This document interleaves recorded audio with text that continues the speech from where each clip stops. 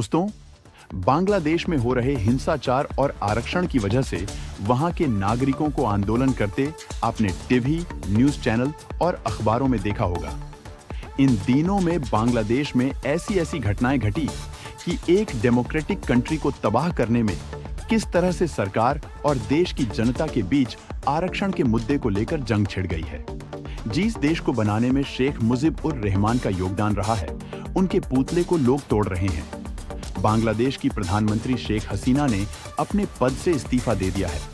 अब बांग्लादेश में अंतरिम सरकार यानी अस्थायी सरकार, जो अन्य सरकारों की मदद से कार्यभार संभालने जा रही है। बांग्लादेश के सेना प्रमुख जनरल वकार-उज-जमान ने यह ऐलान किया है।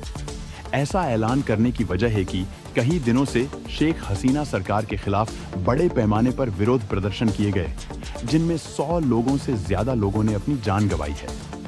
शेख हसीना के देश छोड़ने की खबरों के बीच सेना प्रमुख ने जनता को कहा कि अब से मैं देश की पूरी जिम्मेदारी ले रहा हूं, कृपया आप सहयोग करें।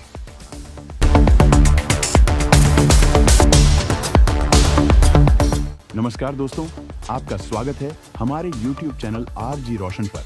और आज के इस वीडियो में जानेंगे बांग्लादेश में हो रहे संघर्ष, प्रदर्शन और हालातों के बारे में। तो वीडियो में एंड तक बने रहे ताकि ऐसे हालात किसी भी देश पर आ सकते हैं। और वीडियो को पूरा देखने के बाद इसे लाइक और शेयर करना ना भूलें। और अगर आप हमारे चैनल पर नए हैं तो इसे सब्सक्राइब जरूर करें। तो चलिए वीडियो में हम आपको आगे ले चलते हैं। दोस्तों, बांग्लादेश का वर्तमान जानने से पहले इसका इतिहास जानना बहुत ही जरूरी है, क्योंकि आज किस वजह से वहां के नागरिकों को आंदोलन करना पड़ रहा है, यह जानकारी हमें होना चाहिए। बांग्लादेश में सभ्यता का इतिहास काफी पुराना रहा है। आज के भारत का अधिकांश पूर्वी क्षेत्र कभी बंगाल के नाम से जाना जाता था।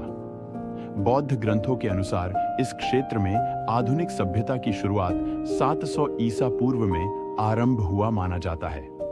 यहाँ की प्रारंभिक सभ्यता पर बौद्ध और हिंदू धर्म का प्रभाव स्पष्ट देखा जा सकता है। उत्तरी बांग्लादेश में स्थापत्य के ऐसे हजारों अवशेष अभी भी मौजूद हैं, जिन्हें मंदिर या मठ कहा जा सकता है। बंगाल का इस्लामीकरण मुगल साम्राज्य के व्यापारियों द्वारा 13वीं शताब्दी में शुरू हुआ और 16वीं शताब्दी तक बंगाल एशिया के प्रमुख व्यापारिक क्षेत्र के रूप में उभरा। यूरोप के व्यापारियों का आगमन इस क्षेत्र में 15वीं शताब्दी में हुआ और अंत में 16वीं शताब्दी में ब्रिटिश ईस्ट इंडिया कंपनी द्वारा उनका प्रभाव बढ़ना शुरू हुआ। 18वीं शताब्दी आते आते इस क्षेत्र का नियंत्रण पूरी तरह उनके हाथों में आ गया, जो धीरे धीरे पूरे भारत में फैल गया। भारत के स्वतंत्रता आंदोलन के फलस्वरूप 1947 में जब भारत स्वतंत्र हुआ, तब राजनैतिक कारणों से भारत को हिंदू बहुल भारत और मुस्लिम बहुल पाकिस्तान में विभाजित करना पड़ा। भारत का विभाजन होने के फलस्वरूप बंगाल भी 2 हिस्सों में बंट गया, जिसका हिंदू बहुल इलाका भारत के साथ रहा और पश्चिम बंगाल के नाम से जाना गया, तथा मुस्लिम बहुल इलाका पूर्वी बंगाल पाकिस्तान का हिस्सा बना, जो पूर्वी पाकिस्तान के नाम से जाना जाने लगा। जमींदारी प्रथा ने इस क्षेत्र को बुरी तरह झकझोर कर रखा था, जिसके खिलाफ साल 1950 में एक बड़ा आंदोलन शुरू हुआ और 1952 को बांग्ला भाषा आंदोलन के साथ जुड़कर यह बांग्लादेशी गणतंत्र की दिशा में एक बड़ा आंदोलन बन गया। इस आंदोलन के फलस्वरूप बांग्ला भाषियों को उनका भाषाई अधिकार मिला। 1955 में पाकिस्तान सरकार ने पूर्वी बंगाल का नाम बदलकर पूर्वी पाकिस्तान कर दिया। पाकिस्तान द्वारा पूर्वी पाकिस्तान की उपेक्षा और दमन की शुरुआत यहीं से हो गई। पाकिस्तानी शासक याहया खान द्वारा लोकप्रिय अवामी लीग और उनके नेताओं को प्रताड़ित किया जाने लगा, जिसके फलस्वरूप बंगबंधु शेख मुजीबुर रहमान की नेतृत्व में बांग्लादेश का स्वतंत्रता आंदोलन शुरू हुआ। बांग्लादेश में खून की नदियां बहने लगी, लाखों बंगाली मारे गए तथा 1971 के खूनी संघर्ष में 10 लाख से ज्यादा बांग्लादेशी शरणार्थी को पड़ोसी देश भारत में शरण लेनी पड़ी। भारत इस समस्या से जूझने में उस समय काफी परेशानियों का सामना कर रहा था और भारत को बांग्लादेशियों के अनुरोध पर इस समस्या में हस्तक्षेप करना पड़ा, जिसके फलस्वरूप 1971 में भारत पाकिस्तान का युद्ध शुरू हुआ। बांग्लादेश में मुक्ति वाहिनी सेना का गठन हुआ, जिसके ज्यादातर सदस्य बांग्लादेश का बौद्धिक वर्ग और छात्र समुदाय था। इन्होंने भारतीय सेना की मदद गुप्तचर सूचनाएं देकर तथा गुरिल्ला युद्ध पद्धति से की। पाकिस्तानी सेना ने अंत में 16 दिसंबर 1971 को भारतीय सेना के समक्ष आत्मसमर्पण कर दिया। इसमें लगभग 93,000 पाकिस्तानी सैनिकों को बंदी बनाया गया, जिन्हें भारत में विभिन्न कैंपों में रखा गया था ताकि वे बांग्लादेशियों के क्रोध के शिकार न बने। इस आंदोलन से गुजरने के बाद बांग्लादेश एक आजाद मुल्क बना और मुजीबुर रहमान बांग्लादेश के प्रथम राष्ट्रपति बने। तो दोस्तों, यह था बांग्लादेश का इतिहास और स्वतंत्र बांग्लादेश के प्रथम राष्ट्रपति शेख मुजीबुर रहमान और उनके द्वारा चलाए गए आंदोलन के फलस्वरूप पाकिस्तान से अलग होकर स्वतंत्र बांग्लादेश बनने तक की कहानी। अब आपको आगे ले चलते हैं वीडियो के महत्वपूर्ण मुद्दे की ओर। बांग्लादेश के संस्थापक शेख मुजीबुर रहमान की 76 वर्षीय बेटी शेख हसीना 2009 से सामरिक रूप से इस दक्षिण एशियाई भूभाग बांग्लादेश की बागडोर संभाल रही थी। जनवरी 2024 में हुए चुनाव में लगातार कुल 5वीं बार उन्हें प्रधानमंत्री के पद के लिए चुना गया। शेख हसीना के प्रधानमंत्री बनने के इस मुद्दे को लेकर पूर्व प्रधानमंत्री खालिदा जिया की मुख्य विपक्षी पार्टी बीएनपी और उसके सहयोगियों ने इस चुनाव का बहिष्कार किया था। बांग्लादेश में शेख हसीना के खिलाफ क्यों शुरू हुए थे विरोध प्रदर्शन?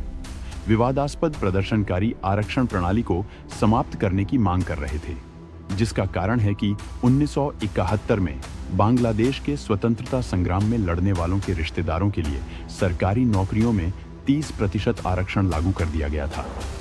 प्रदर्शन की शुरुआत तो आरक्षण को लेकर हुई थी, लेकिन देखते देखते इसने सरकार विरोधी आंदोलन का रूप ले लिया। आखिर ऐसा क्यों हुआ? आइए इसके बारे में जानते हैं। आपको बता दें कि विदेशों में जिस तरह की आरक्षण नीति लागू कराई गई है, उसी तरह की आरक्षण प्रणाली बांग्लादेश में भी है। आरक्षण सिर्फ भारत में ही नहीं है, बल्कि नेपाल, पाकिस्तान, ब्राजील और श्रीलंका में भी आरक्षण प्रणाली मौजूद है। हालांकि वहां पर कई देशों में आरक्षण कोटा असामान्य है। विरोध प्रदर्शनों के केंद्र बांग्लादेश में भी आरक्षण की व्यवस्था है। इस व्यवस्था के तहत स्वतंत्रता सेनानियों के परिजनों के लिए सरकारी नौकरियों में 30% आरक्षण का प्रावधान दिया गया था। 1972 में शुरू की गई बांग्लादेश की आरक्षण व्यवस्था में तब से कई बदलाव हो चुके हैं। 2018 में जब इसे खत्म किया गया तो अलग अलग वर्गों के लिए 56% सरकारी नौकरियों में आरक्षण था।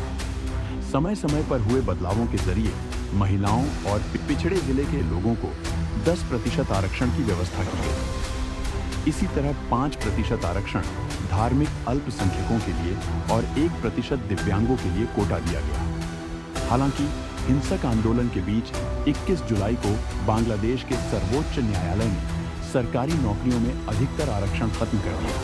21 जुलाई 2024 को सर्वोच्च न्यायालय ने उस फैसले को पलट दिया, जिसके तहत सभी सिविल सेवाएं और नौकरियों के लिए दोबारा आरक्षण लागू कर दिया गया था।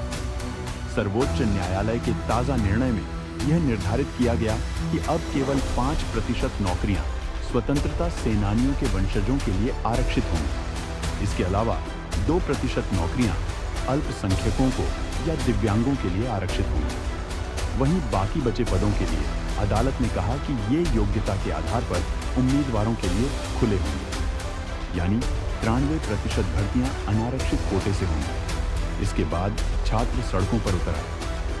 उनका प्रदर्शन इसलिए जारी है कि स्वतंत्रता सेनानी यानी कि फ्रीडम फाइटर्स के एक पीढ़ी तक का आरक्षण ठीक था, लेकिन उस स्वतंत्रता सेनानी के पोता पोती तक आरक्षण का लाभ ले रहे हैं जिनका बांग्लादेश के स्वतंत्रता आंदोलन में कुछ भी योगदान नहीं था।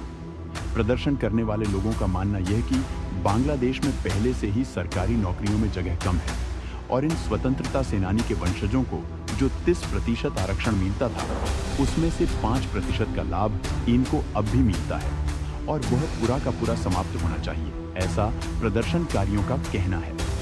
और इसी आरक्षण के मुद्दे को लेकर बांग्लादेश की जनता और छात्र समुदाय रास्ते पर उतरकर मौजूदा सरकार शेख हसीना के खिलाफ विरोध प्रदर्शन कर रहे हैं। और इस आरक्षण विरोधी आंदोलन ने एक अलग रूप लेके शेख हसीना के प्रधानमंत्री पद से इस्तीफा देने की मांग प्रदर्शनकारी कर रहे हैं। बांग्लादेश का माहौल इतना बिगड़ गया है कि शेख हसीना के देश छोड़ने की खबर जब सामने आई, तब वहां पर अंतरिम सरकार का गठन हुआ और मोहम्मद यूनुस को प्रधानमंत्री नियुक्त कर दिया गया। दोस्तों, आपको पता होगा कि इस पूरी दुनिया में लगभग सभी देशों में कानून व्यवस्था को संभालने के लिए अलग अलग सरकारों का चुनावों के जरिए गठन होता है, और अगर वह सरकार देश चलाने में सक्षम नहीं है तो वहां की ऑपोजिशन पार्टियां जनता को अपनी ढाल बनाकर विरोध प्रदर्शन करने निकलती है। बांग्लादेश में भी कुछ इसी तरह का माहौल तैयार हो गया था। आने वाले कुछ दिनों में भारत में भी आरक्षण को लेकर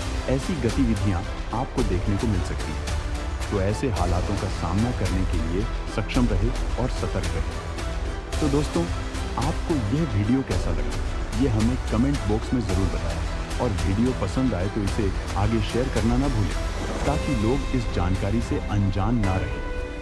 और आपको फिर से एक बार आदरपूर्वक रिक्वेस्ट करते हैं कि आप हमारे YouTube चैनल RG रोशन पर नए हैं तो इसे सब्सक्राइब ज़रूर करें। तो चलिए मिलते हैं नेक्स्ट वीडियो में एक और मज़ेदार टॉपिक लेकर। तब तक के लिए धन्यवाद।